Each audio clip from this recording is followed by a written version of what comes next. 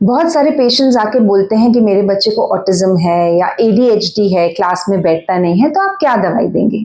And वो expect करते हैं कि वो नाम से हम उनको दवाई बता दें।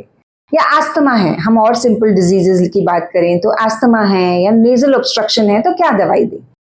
तो इसका एक बहुत ही सिंपल आंसर है कि होम्योपैथी डिजीज को ट्रीट नहीं करती है, पेशेंट को ट्रीट करती है। We don't treat the disease but we treat the patient.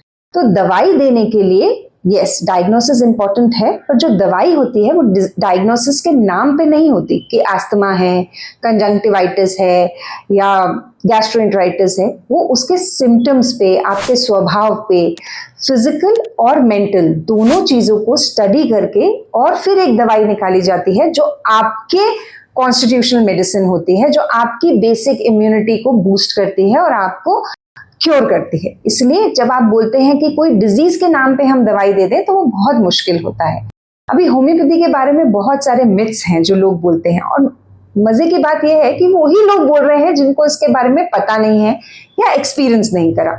मैंने कोई चीज एक्सपीरियंस करी, मुझे उसका फायदा हुआ नहीं हुआ, तो मैं उसका ओपिनियन रखने के लिए मेरे पास राइट है। पर जो चीज मैंने एक्सपीरियंस ही नहीं करी, मुझे पता ही नहीं है, मैं एकदम इग्नोरेंट हूं और उसके बारे में मैं कुछ भी नेगेटिव इंटरनेट पे लिखना शुरू कर दूं या बोलना शुरू कर दूं, इज इट नॉट राइट? तो आपको अगर होम्योपैथी का एक्सपीरियंस है, आपने किसी से दवाई ली है, आपको रिजल्ट रहा या नहीं रहा, या आपने उसके बारे में पढ़ा है, समझा है, तभी आपको राइट है कि आप उसके बारे में बोल सकते हैं। तो अगर हम बात करें होम्योपैथी की, तो होम्योपैथी पूरा एक साइंस है, एक पाथी है, एक सिस्टम ऑफ मेडिसिन है। तो उसका जो तरीका है ट्रीटमेंट का वो बस डिफरेंट है।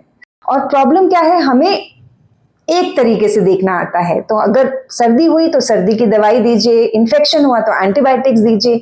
कोई आपको अगर वो लेने को मना करे और एक मोर क्योरेटिव या ऐसी दवाई दे जो आपकी बॉडी की इम्यूनिटी को बूस्ट करे, आपकी बेसिक इम्यूनिटी को अच्छा करे, तो आपको वो पसंद नहीं आ रहा है। तो फिर आप मिथ्स फैलाते हैं कि होम्योपैथी में स्टेरॉइड होते हैं, होम्योपैथी का कोई इफेक्ट भी नहीं है, साइड इफेक्ट भी नहीं है।